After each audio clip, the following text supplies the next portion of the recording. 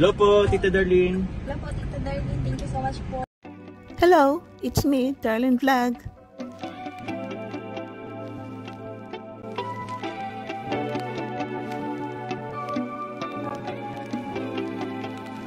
Good morning mga kalingap, good afternoon, good evening mga ka-jungkar. It's me, Darlene Vlog. So, ito mga kalingap, mayroong bagong role. So, dati na itong role sa Caripa at parang medyo huminto at binalik na naman ni Sir Berador yung ina-assign kami mga reactor sa mga charity vlogger para reaksyonan, i-promote ang kanilang channel.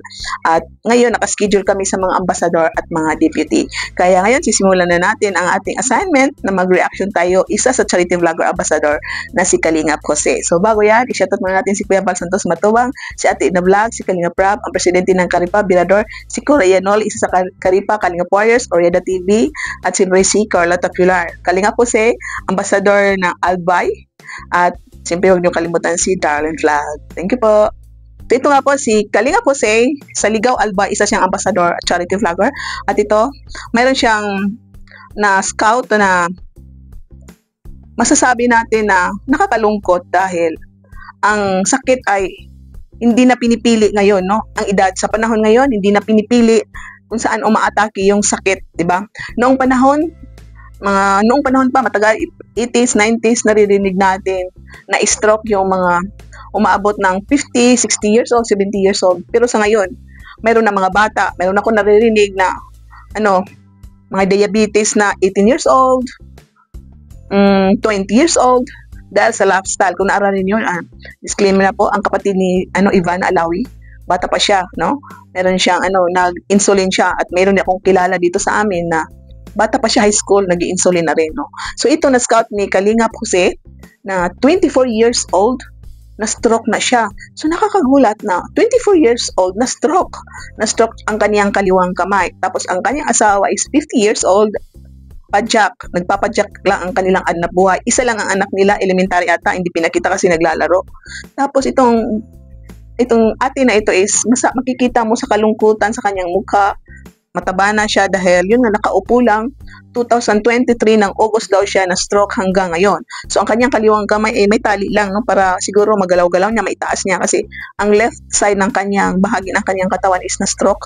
Ang pagsasalita rin niya is hindi maayos dahil sa kaliwang bahagi ng katawan niya is na stroke. So makita natin nga, sabi nga niya, yung nga hindi na siya makapagtrabaho sa loob ng bahay, makapaglinis dahil wala silang kasama. Ang asawa niya is nagtatrabaho, ang anak niya ay naglalaro, so sa bahay lang siya. Pero hindi pa daw siya na stroke, sa bahay lang daw siya. At ang asawa niya ay yun, nagpapadyak. Minsan ang na kukuha nila, na ipon nila sa isang araw, 500, 400, minsan daw 100. So, maisip niyo yun, ang hirap ng buhay, no, pinagkait sa inyo yung ganyan na buhay, tapos yung health mo pa, ang hirap po talaga. So, panoorin na po natin ang short clip ng video. Good morning po mga kalingap, andito tayo sa Barangay Bunga. Dito po sa barangay nito ay mayroon tayong pupuntahan para mga kalingap. At kasama natin ang mga kagawad at ito po yung mga barangay kapitan dito po sa Barangay Bunga. Tara po mga kalingap, samahan nyo kami pag-interview sa mga kababayan po natin. Kasama natin Juicy Vlog and Kalingap Jose. Ngayon, meron tayong pupuntahan ngayon dito. So ito,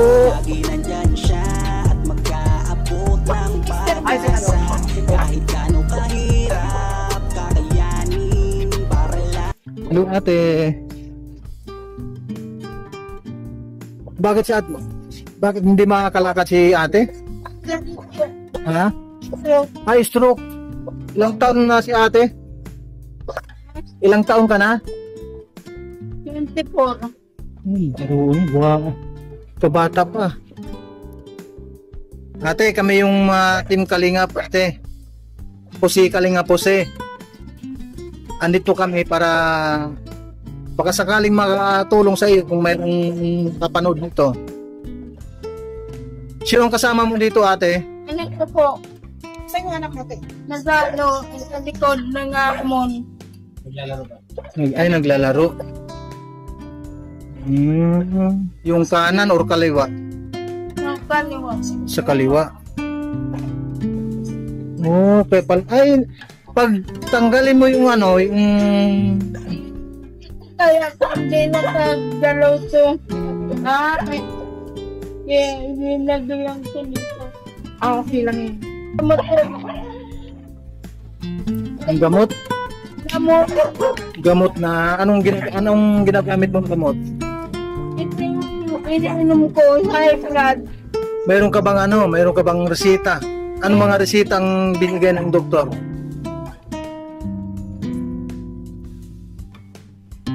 Po.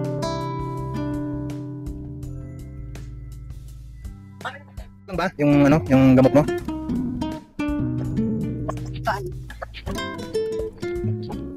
Itong maliliit, yung amlodipine. Oh, itong isa. Ilang taon yung anak mo ate? 8 isa lang?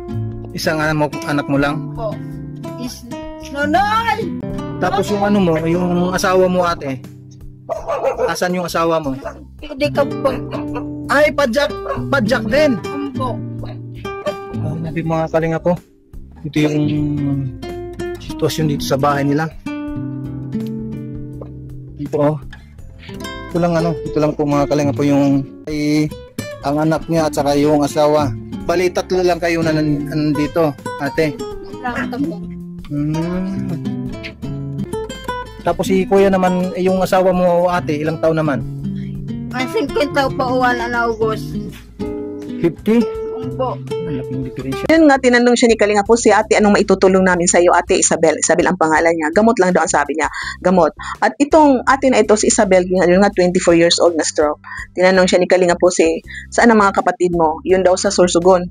Wala rin daw silang maitulong. Humingi daw siya ng tulong pero wala silang naitulong. Ito minsan naisip natin, no, na ipalagay mo, magkakapatid kayo, 4, 2, tapos nagkasakit ka, tapos ang hirap din ng buhay nila, no?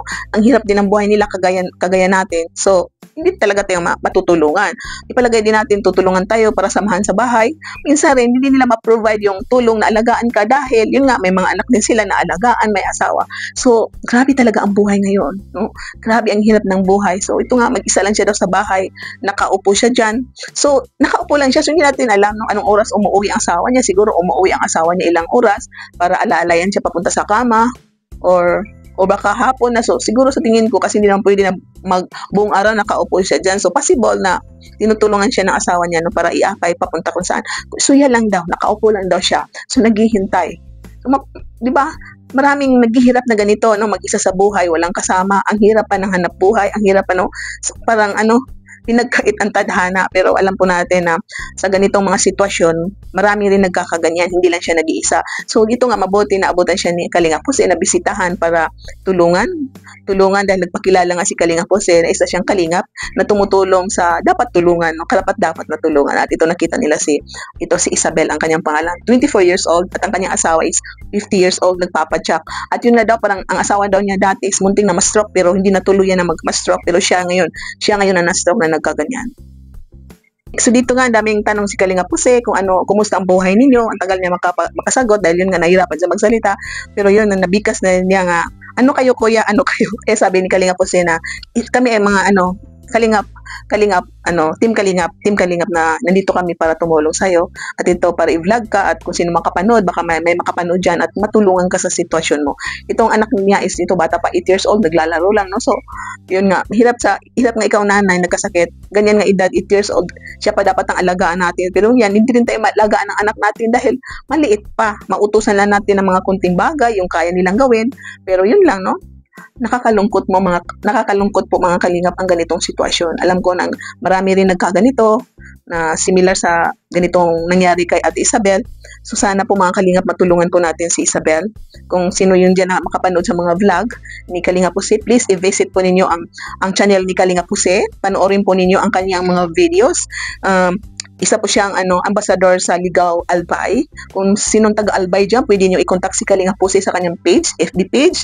Tulungan po ninyo ang itong mga beneficiary niya. Isa na ito si Licha, Isabel, no? Mabigyan niyo ng financial gamot. Pinakita nga niya yung gamot niya, yung pangalan ng gamot niya dyan. Alas 6 ng umaga daw, alas 7 ng gabi niya iniinom. So, i-contact po ninyo si Kalinga Puse kung mayroon kayong iaabot sa kanya. At yun nga, panoorin po ninyo ang kanyang vlog Wag kayo mag-skip. Wag po kayo mag-skip ads dahil malaking tulong po iyon sa mga content creator dahil ito ads po ay ito yung silang nagsusweldo sa mga content creator po. So, please po, ako po ay humihingi sa inyo ng tulong na please panoorin po ninyo ang channel ni Kalinga Jose, ang kanyang mga video. At siyempre, kung mayroong gustong tumulong, i-contact na lang po ninyo si Kalinga Jose, i-direct nyo, i-message siya para yon matulungan nyo si Kalinga Jose dito sa mga beneficiary niya. Itong video na rin ito is isa rin itong aral sa atin, aral sa atin na minsan bata pa tayo, sabi ng iba na, ay, kumain ka na dyan hanggang gusto mo, bata ka pa naman kumain ka na hanggang gusto mo. Pero hindi pala natin alam, ano po, na 20 years old tayo, kumain tayo ng mga pagkain, nag-enjoy tayo sa mga pagkain na matataba at kung ano yan, after 4 years, ma-stroke tayo. Ito si Isabel. So, hindi po natin alam kung bakit siya na-stroke, sa pagkain ba, sa muscles ba. So, ang hirap mo, hindi tayo mag-judge, hindi tayo pwede mag-judge. Pero yun lang ang aking point na pwede tayo mag-ingat sa mga galawan natin, sa pagtulog natin, sa yung overfatigue, kulang tayo sa tulog, sa mga pagkain, parang balance lang po ang ating diet, balance ang ating buhay. Tapos minsan rin nakaka-stroke din po daw ang stress. Yun ang sabi ni Dr. na pag stress ka, tapos yan, mataas ang sugar mo o hindi, basta stress daw is nakaka-stroke din. So pag stress ka na walang pagkain, stress ka sa problema, stress ka sa family mo, stress ka sa trabaho, nakakatakot po mga kalingap dahil possible na ma-stroke ka. Hindi lang ang nakaka-stroke yung pagkain na mahilig ka sa mataba, mahilig ka sa kung ano-anong pagkain is kahit pala ang stress ay nakaka-stroke. So siguro yung mga kalingap na tulungan din natin ang ating sarili dahil ang hirap ng buhay pag nagkasakit tayo. Masasabi ko yan dahil nakarelate po ako sa mga ganito dahil hindi tayo perfect healthy. Meron din tayo pinagdadaanan sa buhay about sa health pero lumalaban tayo hanggang ngayon dahil meron tayong mga anak, may asawa na nagmamahal sa atin, nag-aalaga sa atin, sumusuporta sa atin. So ito tayo hanggang ngayon is andito tayo, buhay tayo, masaya kasama ating family. So I'm sure ganun din po kayo mga Kalingap Chongkar. Kung makita niyo po mga Kalingap ang bahay ni Isabel, medyo malaki-laki siya pero open ang sala. Hindi nga po, di ba po? So, siguro wala na namang nanakawin dyan kasi ang mga gamit nila ay simple lang na kagamitan. Hindi ata magka-interest ang magnanakaw. Pero kung may mga bigas dyan, posible na nanakawin. Pero ito, simpleng ang buhay ni Isabel. Ang inihiling lang daw niya, ang nasabi lang din na ng tulong is, inihingi niya is gamot. Gamot sa kaniyang pagka-stroke is, yun nga, pakita natin kung anong gamot dyan kasi yun nga, tinanong ni Kalinga Jose, anong gamot mo, pinakita po niya. So yun nga po. So thank you so much sa lahat na nanonood ng ating videos, mga ka-Jumkar, Kalingap, shoutout sa Kalinga Partners, lahat ng charity vloggers, mga reactors, shoutout. Karipa, mga ka-react, hello sa inyo lahat, shoutout. Ingat kayo sa lahat na love team ng Team Kalingap, siyempre, and Jumkar community, hello sa inyo lahat. Lahat na admins, mga founders, mga group, Jumkar Fans for Life, Solid Jumkar supporters, Jumaratoners, Team Baliw, ingat po kayo. Thank you so much sa pag-support ng ating mga video. Please don't skip ads. Paki-hit ang notifications para makatanggap kayo ng notifications pag may upload tayo. God bless you all and see you in my next reactions video and bye for now. Keep smiling.